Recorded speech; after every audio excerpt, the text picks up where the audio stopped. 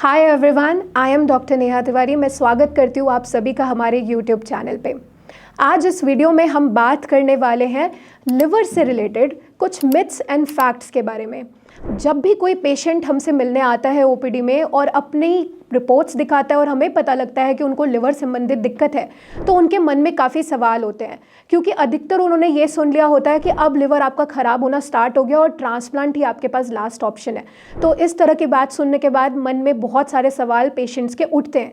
तो आज कुछ मिथ्स को हम यहाँ पे डिकोड करेंगे और जानेंगे कि एक्चुअल उसमें बात क्या है।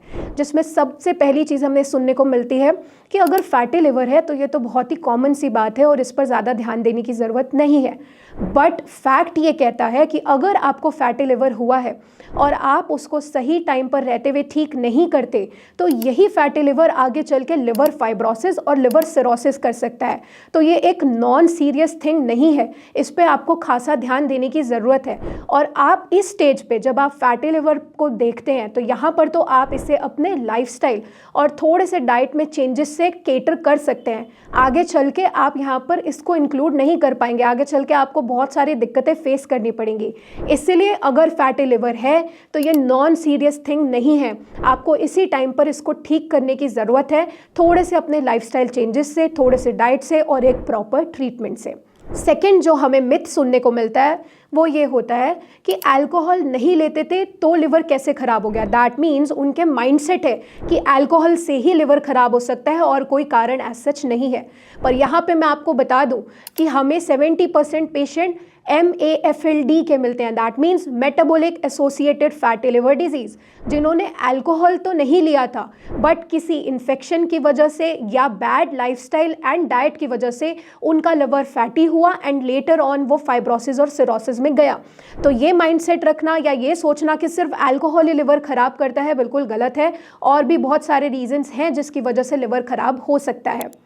थर्ड जो हमें मिथ देखने को मिलता है और सुनने को मिलता है वो होता है कि लिवर संबंधित बीमारी तो एक उम्र के बाद ही आएगी, पर ऐसा नहीं है।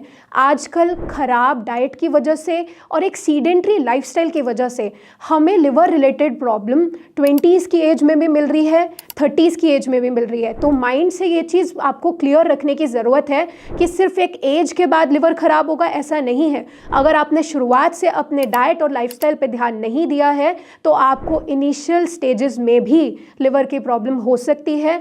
20 की उम्र में भी हो सकती है, 30 की उम्र में भी हो सकती है। तो ये एज स्पेसिफिक नहीं रह गया है। नेक्स्ट जो हमें मिथ मिलता है वो होता है कि अगर लिवर ख़राब है तो सिर्फ गैस की दिक्कत बनती होगी, गैस्ट्रिक कंप्लेन बनती होगी।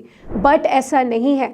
अगर लिवर में प्रॉब्लम आएगी तो बॉडी के अलग अलग ऑर्गन्स में अलग अलग सिम्टम देखने को मिलते हैं, क्योंकि लिवर हमारे बॉडी में 500 से अधिक काम कर रहा है। वो सिर्फ डाइजेशन पे काम नहीं करता, वो आपकी इम्यूनिटी को बनाने में भी काम करता है, वो आपकी स्किन हेल्थ के लिए भी इम्पॉर्टेंट है, विटामिन को बनाने के लिए भी इम्पॉर्टेंट है। तो लिवर के बहुत सारे फंक्शंस हैं बॉडी में। तो गैस्ट्रिक कंप्लेन के साथ उन्हें स्किन में इचिंग भी देखने को मिल सकती है। इसके अलावा अगर लिवर ठीक नहीं है और टॉक्सिसिटी ब्रेन तक चली जाए तो हेपेटिक एन्सेफेलोपैथी भी मिल सकती है। तो लिवर सिर्फ पेट संबंधित बीमारी करता होगा, ऐसा नहीं है। लिवर और भी ऑर्गन्स पे असर डालता है और विभिन्न तरह के सिम्टम्स बॉडी में बना सकता है। अगर लिवर का प्रॉब्लम हो गया है तो सबसे पहले लोगों को लगता है कि हर तरह का फैट बंद कर देना चाहिए, हर तरह का कार्बोहाइड्रेट सोर्स बंद कर देना चाहिए। पर ये सही नहीं है, क्योंकि अगर आप गुड फैट लेते हैं एंड गुड कार्बोहाइड्रेट लेते हैं तो वो आपके लिवर को इम्प्रूव करने में हेल्प करता है, लिवर के एंजाइम्स को बेटर करता है। तो इसलिए अगर आपको फैट कंजम्पशन रखना है तो आप omega 3 fatty acid, omega 6 fatty acid इनका इस्तेमाल कर सकते हैं, जो कि भरपूर मात्रा में आपको नट्स में मिलता है और सीड्स में मिलता है। जैसे आलमंड्स हो गए, वॉलनट्स हो गए, फिग्स हो गए, अंजीर, ये सब आपको हेल्प करते हैं। Along with that pumpkin seed, chia seeds, sesame seeds, sunflower seeds, इन सब के अंदर आपको omega 3 and omega 6 fatty acid मिलता है और ये गुड फैट में काउंट होता है, जो आपके बॉडी में हाई डेंसिटी लिपोप्रोटीन यानी HDL को बढ़ाता है and very low density lipoprotein and triglycerides को कम करता है। तो इसीलिए पूरी तरह से फैट बंद कर देना सोल्यूशन नहीं है। कमिंग टू कार्बोहाइड्रेट पार्ट, अगर कार्ब्स आप ले रहे हैं तो वहाँ पे भी देखने की ज़रूरत है कि किस तरह का कार्ब ले रहे हैं। अगर सिंपल कार्ब है तो वो शुगर में कन्वर्ट हो जाएगा तो डेफिनेटली आपके लिवर को हार्म पहुँचाएगा। इसलिए जब आपको कार्बोहाइड्रेट्स लेने होते हैं तो आप कॉम्प्लेक्स कार्ब की ओर जाते हैं, जैसे ओट्स हो गया, दलिया हो गया, जई हो गया, ज्वार हो गया, अगर आप इन चीज़ों का यूज़ करें, दैट मीन्स अगर आप मिलेट्स का यूज़ करें, तो इसके अंदर आपको कॉम्प्लेक्स कार्बोहाइड्रेट मिलते हैं जो ब्लड शुगर लेवल को भी कंट्रोल करते हैं। तो अगर डायबिटीज़ है प्लस साथ में लिवर का प्रॉब्लम है तो कभी भी लिवर पे डायबिटीज़ की वजह से फ़र्क नहीं पड़ेगा। तो इसीलिए आपको कॉम्प्लेक्स कार्बोहाइड्रेट को अपने डाइट में ऐड करने की ज़रूरत है। आज हमने इस वीडियो में जाना कि ऐसे क्या मिथ हैं जो एक लिवर पेशेंट के अंदर होते हैं और उनको डिकोड करके आपको हेल्प करने की कोशिश करी। अगर आपको भी लिवर संबंधित कोई भी तकलीफ है तो आप नीचे दिए गए नंबर पर संपर्क कर सकते हैं, हमारी टीम के साथ कनेक्ट कर सकते हैं और अपने लिए एक राइट ट्रीटमेंट चूज कर सकते हैं।